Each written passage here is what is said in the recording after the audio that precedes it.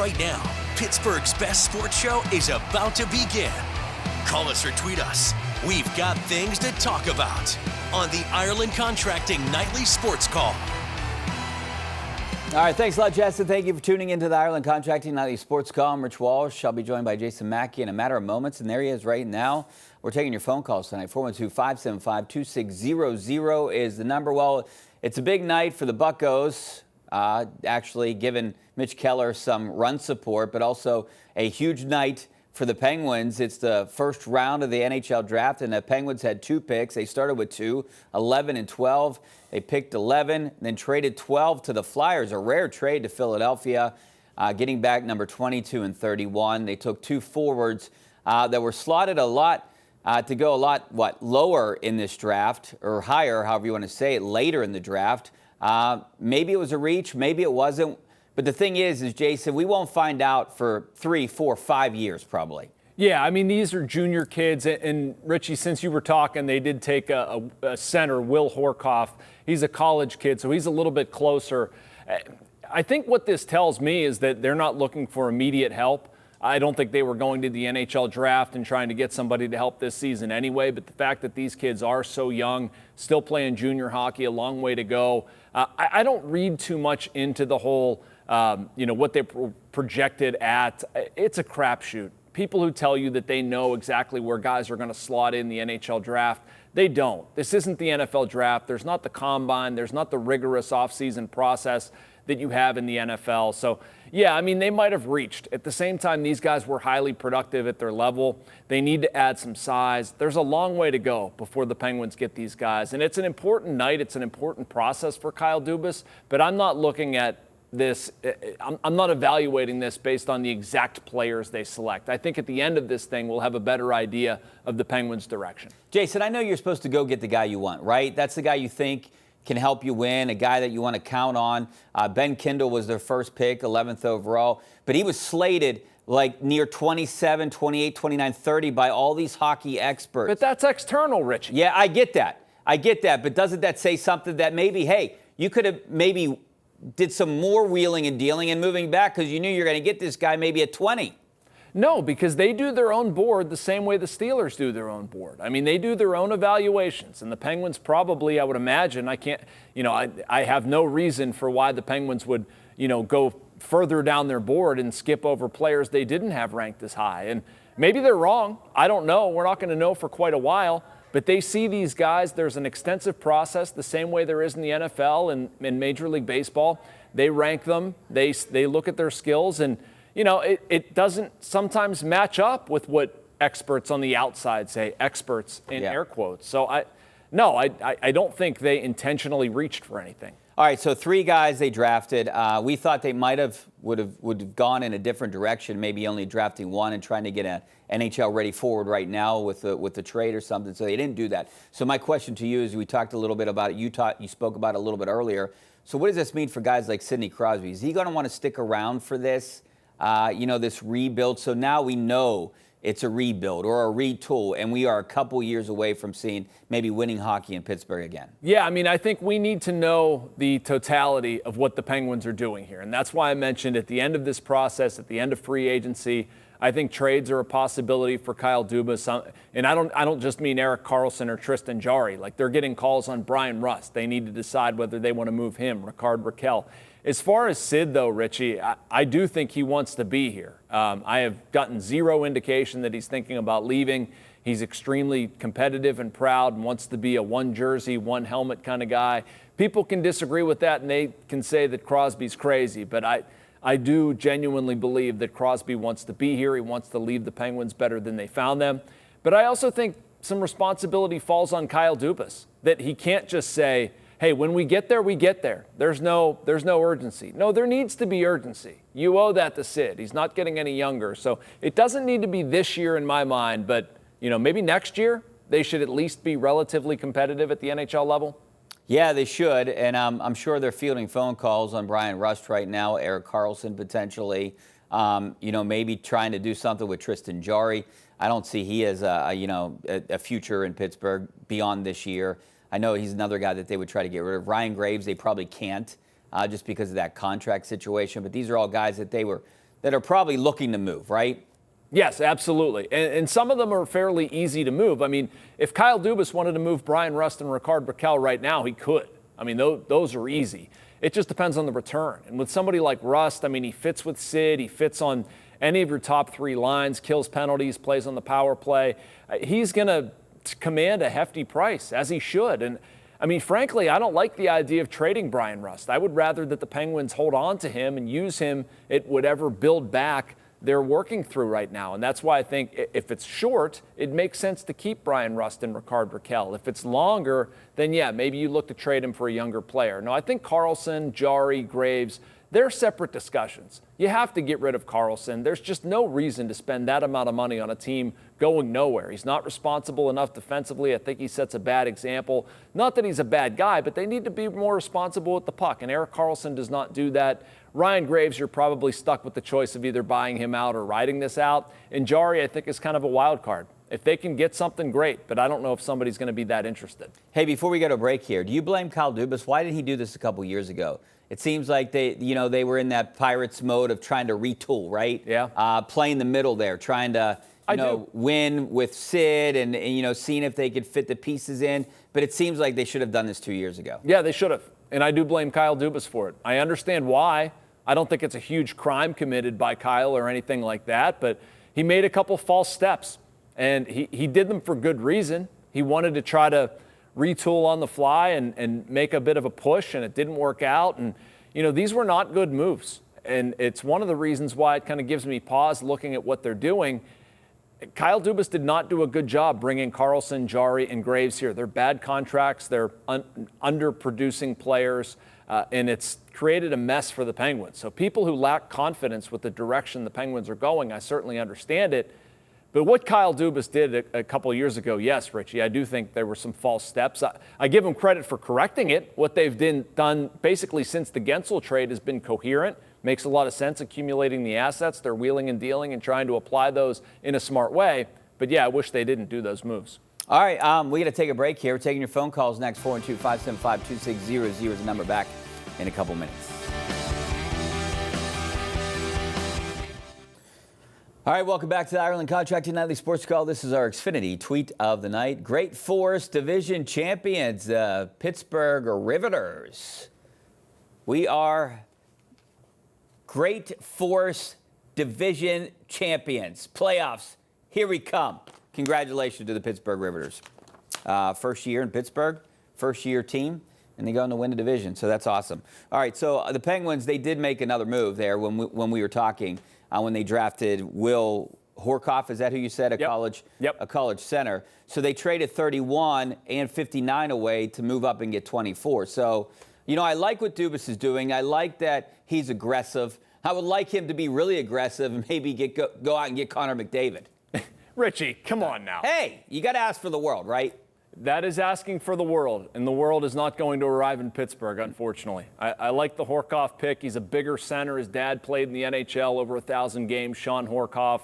Makes a lot of sense. He's somebody who's going to be a little closer to the NHL. I'm not saying he's going to be here next year. He's not going to be playing with Connor McDavid. I'm sorry. They're not going to sign Connor McDavid. Yeah. I can't even imagine Mitch Marner. He's been a guy that has been linked to the Penguins. I don't see how that makes sense either. Yeah, we'll see what happens here, but I'd imagine we're going to see some trades and some deals before this season starts. So we're expecting that, NHLPA to ratify a new CBA here at some point. Yep. I think they're getting closer. There was word that it could happen today before the draft, but it sounds like it's going to happen. It's going to add 2 more NHL regular season games, which I'm for that. I don't know if I like 84 games, but I'd rather see 2 regular season games and take away 2 preseason games like they did in the NFL. Yeah, I didn't understand, though, what the NHL and what the NHLPA are doing here. I mean, it's not like the NHL regular season was too short. Nobody was complaining, we're not quite seeing enough regular season hockey. Why? You can lop off 2 preseason games, that's fine. Nobody's going to complain about that. And they put a bunch of ground rules in as far as, veterans playing in preseason games. Those weren't necessary either. I didn't totally understand that, but I guess what I take away from it, Richie, I juxtapose it a little bit with Major League Baseball, and there's such a labor fight in baseball. People are predicting the worst, a lockout in 2027, it's just interesting to see the NHL, you know, they're moving around, doing a couple things. It's all generally peaceful, and they're going to no disruption to the season. In fact, they're lengthening the season. And then Major League Baseball is about to have an all-out war in December 2026 when the CBA expires. I'm glad you brought that up. I actually want to see it. Baseball, Major League Baseball, they have to do something to fix it. It's a Major League Baseball problem, and the Pirates are taking advantage of it. There needs to be a salary cap and a salary floor. I don't know if we're going to see that. But I would love, as Bob Nutting told you, right, he's going to fight for the little guy. Let's see if it happens. Yeah, I don't think Bob Nutting's going to win that fight. I had Jeff Passan from ESPN on my fan evening show last night, and he was really good. And I asked him about the salary cap and the likelihood of this happening. Jeff doesn't think it's going to happen. He did say they're preparing. I think he said the 2027 season is in peril, I think is how he put it. But he was not in favor of a cap and a floor system. I know Passan is a guy that talks to a lot of agents and big market owners and that sort of thing. So, you know, I know where he feels on it. I disagree. I do think they need a cap and a floor. But he did not think that was going to happen. He thought maybe the next time the CBA was up. At minimum, Richie, they need to do something that ties revenue sharing money to performance. So if a team is not productive with what it's doing with its revenue sharing funds, they need to go away. And that would affect a team like the Pirates where, look, if you want to spend on processes, if you want to spend on scouting and player evaluation and analytics and all this stuff, and it works, hey, good for you. More power to you. But if you're not spending on players and you're still losing, I don't like that. I hate it. I do too, but I'm saying that's the little piece that we can effort toward. Yeah, I mean, it's sad that we're talking about the Pirates are once again sellers at the trade deadline. I just think it's sad. I think it's disappointing. Fans should be, I don't even know how fans can support this team. Look, we both grew up Pirates fans. We're from here. I was the biggest Pirates fan in the world. It's time now, I think, I don't know. It's beyond anger. Apathy is set in almost because I'm just tired of losing. You know what you're going to get next year. It's the same as this year. There's no hope as long as Bob Nutting is the owner. And that's just my opinion. Yeah, I mean, it frustrates me that they're going down the road with Ben Cherington. I don't understand that. You can win on a budget. And I'm not making excuses for Bob Nutting. By no stretch of the imagination am I saying that.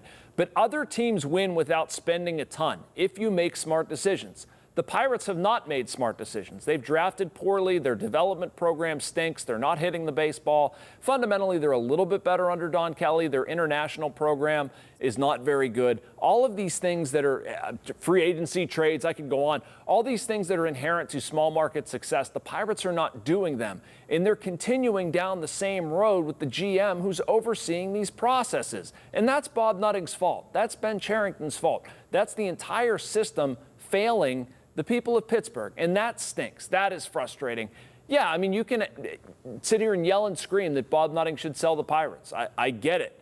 He's not going to, so I would like to operate in some semblance of reality where, look, you can be a smart, small market team.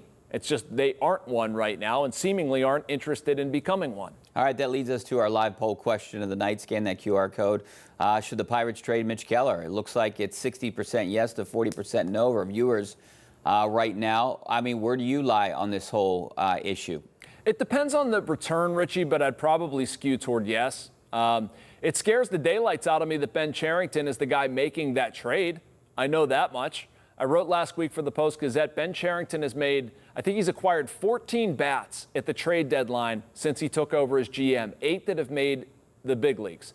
They've been worth a collective 0.3 wins above replacement. Oh. That is horrendous. The guy cannot trade for offense at the trade deadline. So why are we thinking that a Mitch Keller trade is going to net a bat? It won't. They haven't been able to identify any offensive talent whatsoever. Anytime they set out to try to improve their hitting, they fail. So what I want is a new GM authoring that trade. I don't have a problem with trading Mitch Keller. His salary, it's going to be about $16 million. You can replace it for far cheaper with some of the arms they have in the system. They do need a bat. Another team can look at Keller and say, hey, this guy's a bargain for what he's going to play for. He can help their team, but I just don't trust this GM to do it. Could they wait or should they wait? Should Nutting step in and be like, say, hey, no trades. We're going to keep these guys. We're going to try to trade them. I mean, obviously, Ben would get the picture if he says that. Let's try to make these trades in the offseason at the winter meetings or something. Yeah, he might. He might, and they might say, look, you can trade the guys on expiring contracts. That's it. And so that trims your pool to Andrew Heaney, Caleb Ferguson, Adam Frazier, Isaiah Kiner-Falefa. And I mean, they can trade those guys and they can get stuff for them, sure, but are they going to get enough back that's going to improve their offense meaningfully in 2026? No. And at that point, why are you employing a guy that you don't trust to do the job? That is so fundamentally stupid. I don't understand that. Do you have any faith that he could bring a bat in here for any one of those guys that can help this year, next year, maybe in the near future? Meaning Cherington? Yeah. No, I don't. No, with any one of those guys? None. Yeah. And it's not the players, it's the general manager. I mean, because he hasn't done it. Anytime he's signed, I mean, look at some of the guys they've signed via free agency, Richie. Rowdy Tellez, Michael A. Taylor, Yasmani Grandal. It's been horrendous. He should have been fired for the Tommy Pham signing, period. Yeah. Like, that was ridiculous. Sure. Talk about a waste of, what, $4.5 million. Here's another one for you, Richie. Over the past 2 years, they've spent about $38 million on hitters. They've been, $38 million. They've been worth 3.9 WAR. 2.2 of that belongs to Andrew McCutchen, a signing that Cherington didn't really want. That was more Bob Nutting than it was Ben Cherington. So if you take 3.9 minus 2.2, that's a lot of money for not a lot of production. Once again, they haven't been able to go find offense. I don't know why I should believe that they're going to suddenly go do it now. All right, we got to take a break. Back in a couple minutes. All right, welcome back to the Ireland Contracting Nightly Sports Call. Now it's time to turn things over to Ken Rice to find out what's coming up on KDKA News 11. Ken? Rich, more storms in the area yet again tonight, plus a group of teenagers under arrest accused of armed robbery and running from police. And the startling sight for fans at PNC Park tonight, all coming up right here at 11, Rich. All right, thanks a lot, Ken. We'll see you in a couple minutes. Jason, you always get me fired up about the Pirates when I have you on here. We try to figure, if Ben Cherington would just listen to us, and I think the team would be above 500 right now. Yeah, or Bob Nutting. Yeah. I think that would be more impactful. I don't have an answer, man. I don't understand it. I hosted 2 shows in the past, 18 hours at the Fan, and that's been a common rant. Like, I don't understand. I don't have a logical explanation for what they're doing, why the general manager is still employed. It makes zero sense to me because I do think they're relatively close, Richie. Yeah. They've got the hardest part figured out. Starting pitching, even the bullpen has been pretty good. Isaac Mattson had a hold tonight. He was very good. I think he's been a nice find by them, but got to get bats. No question about it. I think Keller does get traded, so we'll see what happens in a couple weeks here. Thanks a lot, Jason. We'll see you soon, and hopefully we see you guys on KDKA News in just a couple minutes.